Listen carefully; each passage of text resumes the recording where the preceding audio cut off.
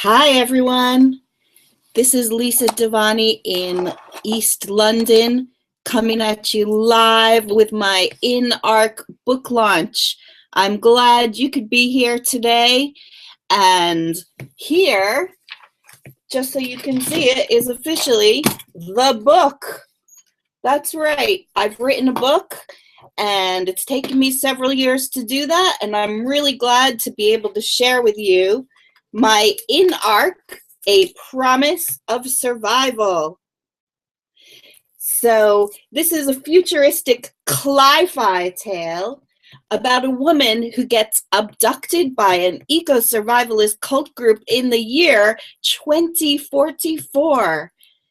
She's struggling to recover from a failed marriage and buries herself in her work as a digital archivist, where she's trying to save the stories of humanity before it's too late, before something called the change hits.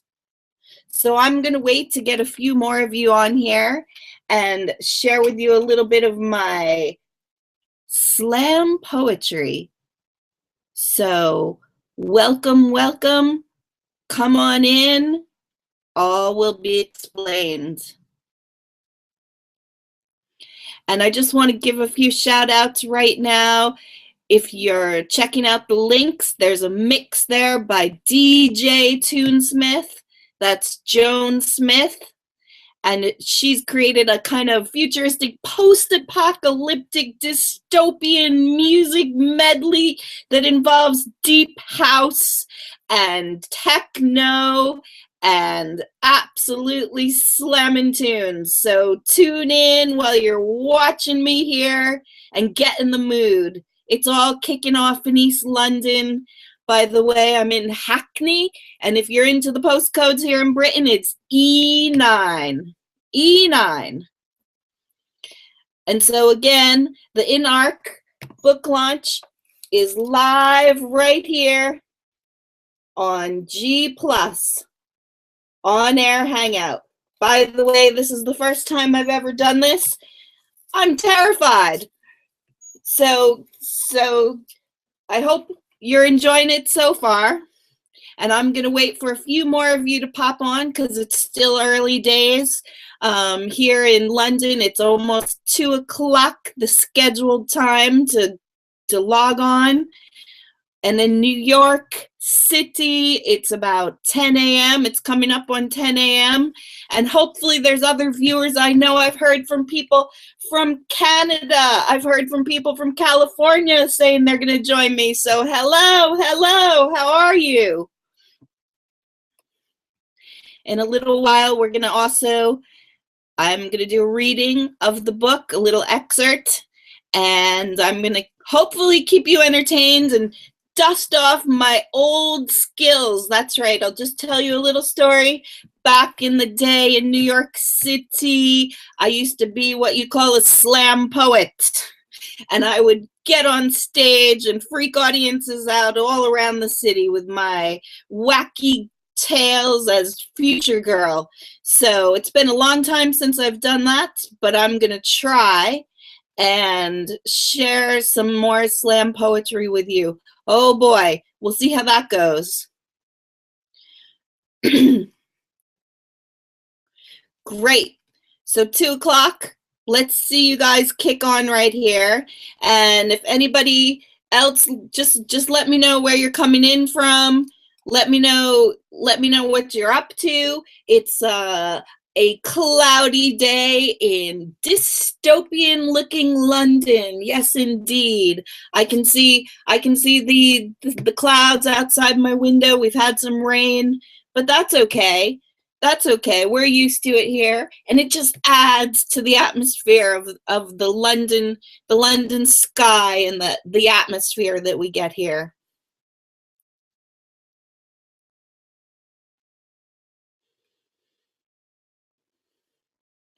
Great. Well, welcome to the in-arc book launch. I am Lisa Devaney. I am the writer of this book and the publisher. I self-published this book to bring the world my bonkers futuristic story about a woman called Maya who gets abducted by an eco-survivalist cult group in the year 2044. So my idea with this book was to explore climate change and what our future may be like living with the impact of climate change. Because I did listen to the scientists who've been telling us for many decades now that the Earth is in trouble. We are facing a future of environmental catastrophe if you look at the data. Now, I'm no scientist, but I do like to make up stories, and it occurred to me that one of the best ways to connect with people on climate change was to tell it in a fictional story. So that's what I've created here, looking 30 years into the future. I picked 30 years into the future because that is when Al Gore told me in his film in 2006, I believe it was, An Inconvenient Truth. He talked a lot about how in 30 years' time we'd be feeling the absolute impact of climate chaos. So I imagined what it would be like to live with that, and I put my characters into that environment.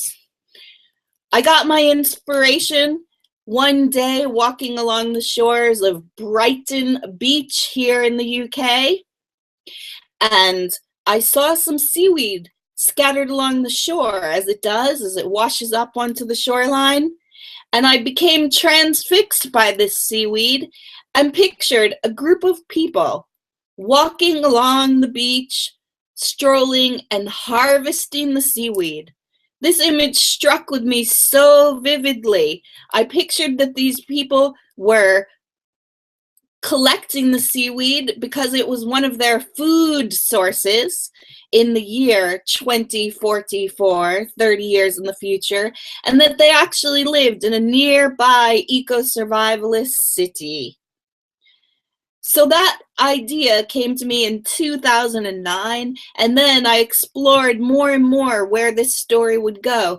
I came back to my home in East London, and I looked out on the horizon and saw that the Olympics were being built. A very futuristic skyline was emerging right outside my door, just a mile from where I live in East London. And I thought, that is a futuristic city. And from there, I built characters out. I dreamed about a woman called Maya who was living in New York City, devastated by a failed relationship and trying to get on with her life. Maya, sadly, was also is struggling with something I call the change. That's climate change. And she struggles to survive, to protect her fragile skin from the elements, to get enough food, fresh food to eat, to get enough water, to use electricity. All these are her daily struggles, in addition to trying to be kind of a startup, if you will, a tech startup, in trying to create some digital archiving software that will save the life stories of humanity.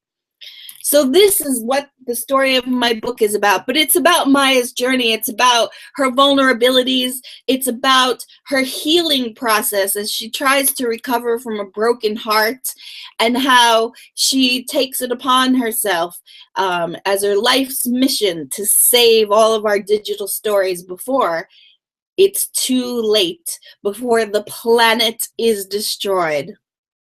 So some of you may wonder, why am I wearing this? Well, I'll let you know shortly. It does make sense. I know it's madness. It's madness. What can I say? At this point, I think I'm going to try to hit you with a little bit of spoken word poetry. Attempt. 1, 2, 3, slam! Future is in your face. Future is it coming from a place of catastrophe, a place of disaster, a place of hurricanes and floods and absolute burning of the ozone layer.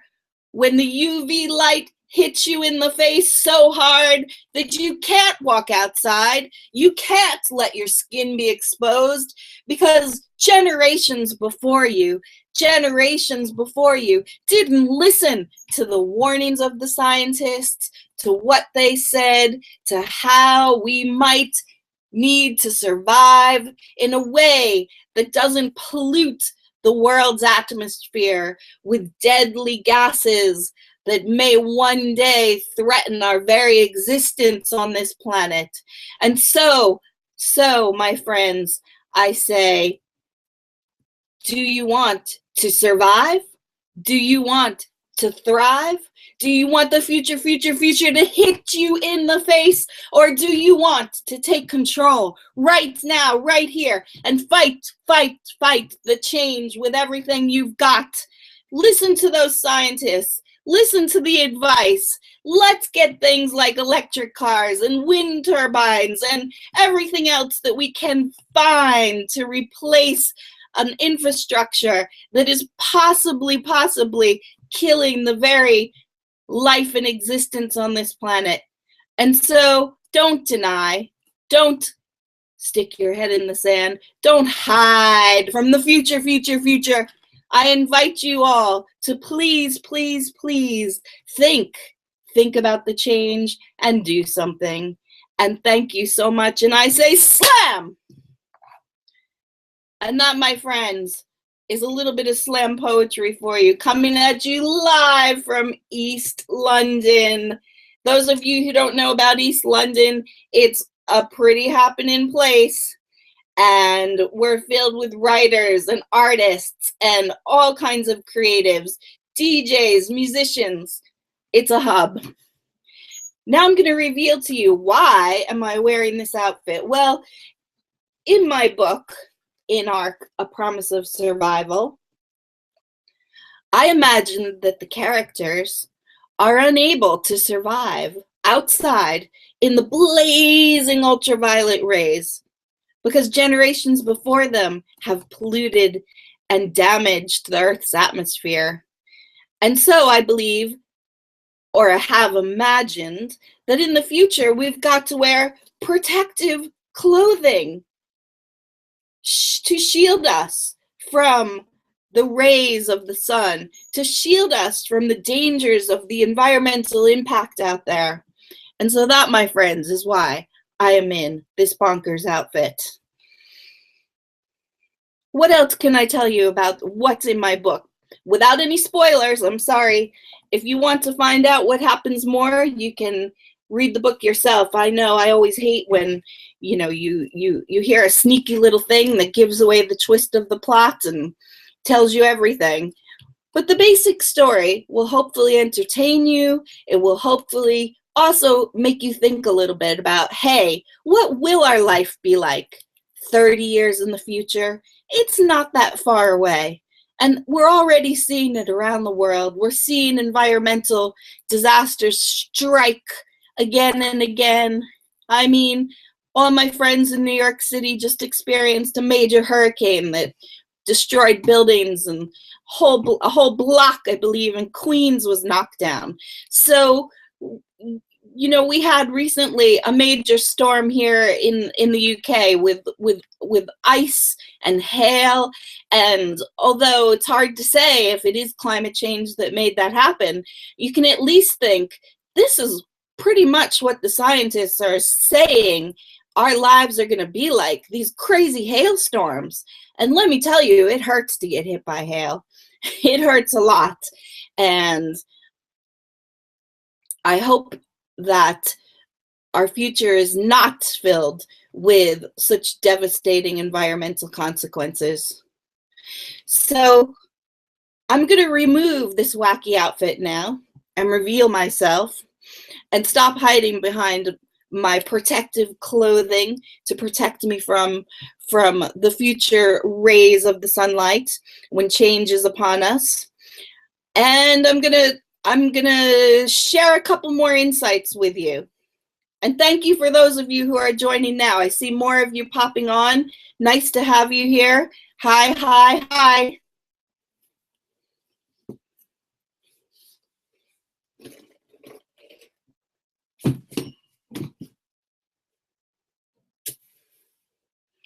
Hello, hello, hello.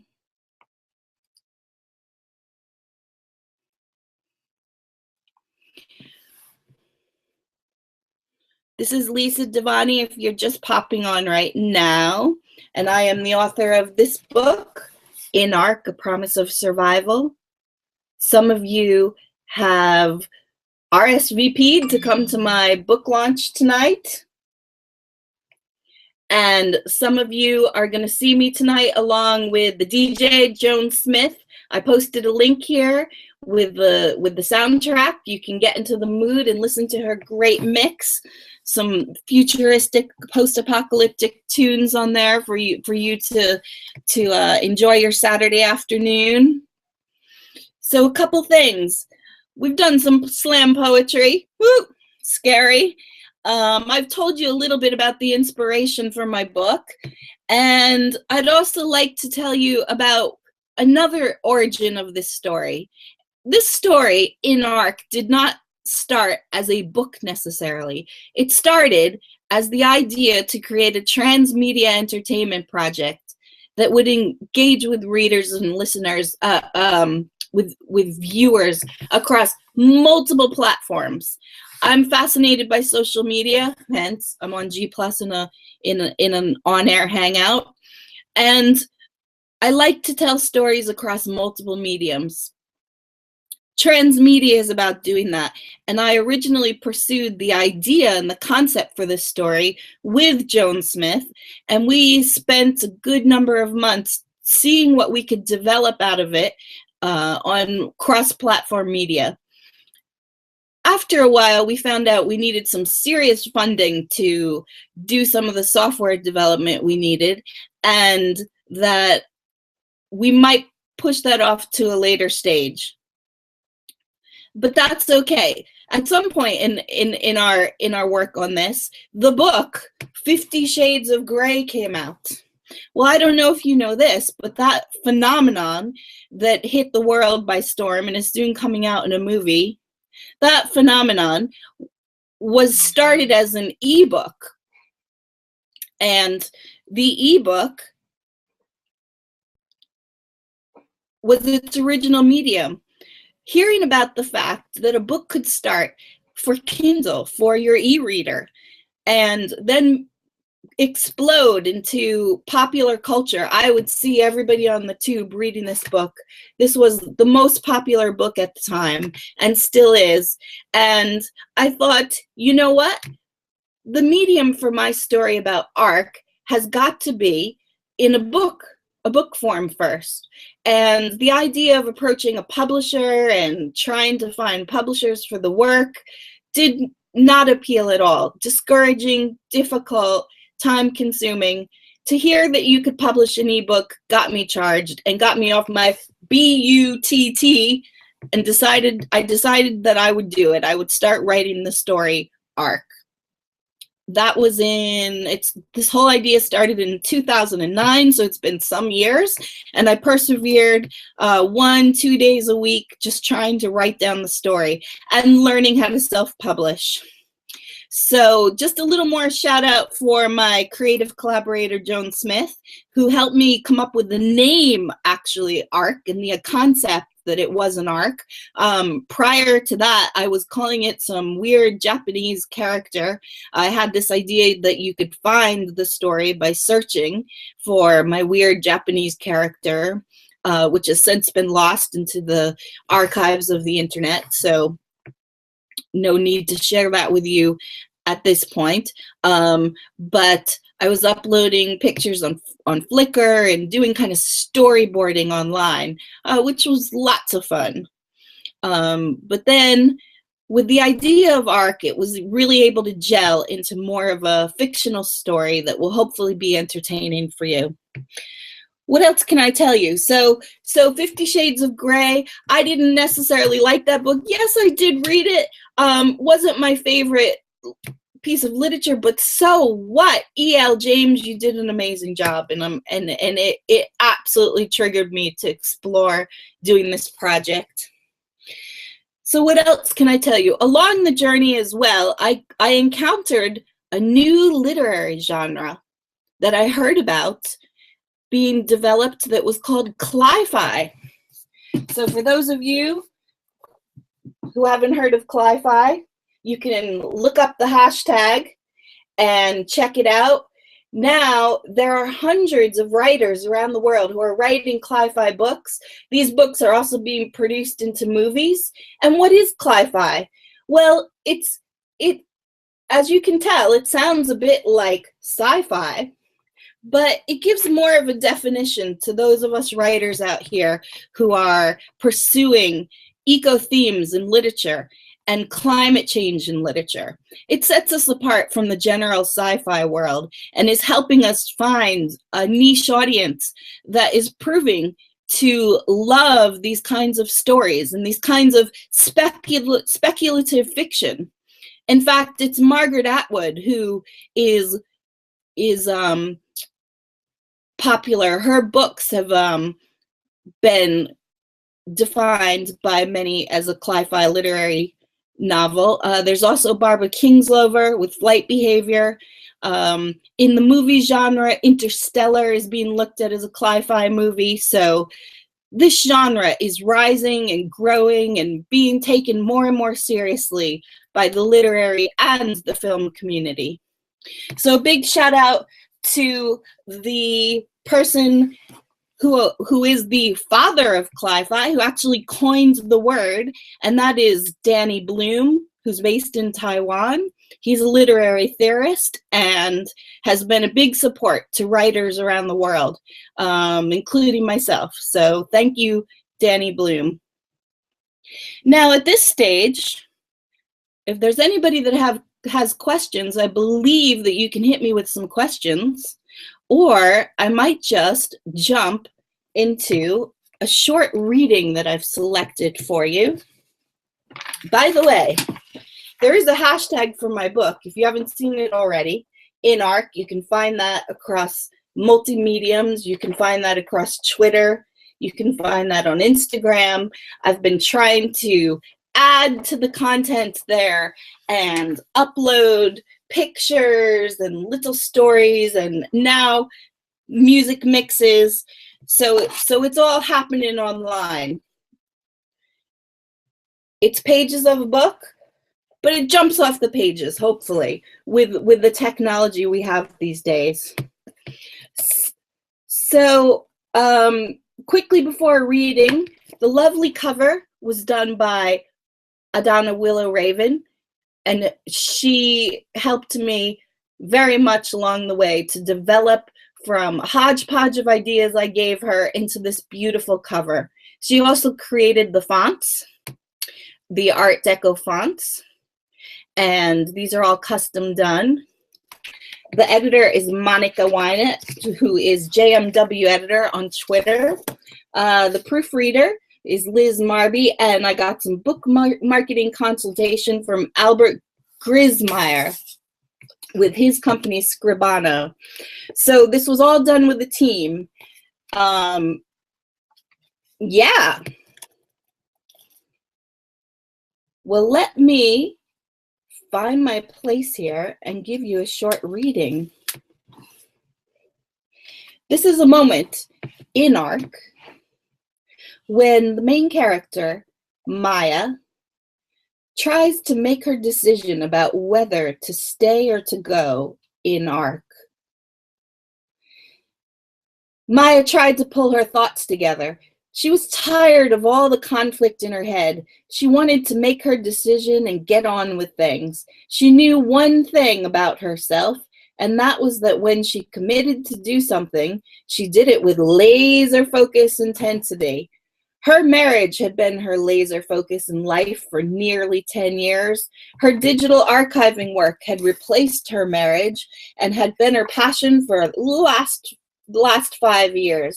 If ARC was to be her decision, she knew that she would go for it with the same determination she put toward any aspect of her life. Even her friends, few though they were, received her own laser focus. She tried to remember Rosie and Eric's birthdays and always gave them cards. She never missed the social meetups they planned, like her date with Rosie every Friday at the bar called Pravda. If she stayed at ARC, she would commit fully. Maya broke up her thoughts into 3 concepts, which was her habit when considering ideas. The 3 thoughts she had included, number 1, fear. She was afraid. She was more afraid of the change than she was of Ark.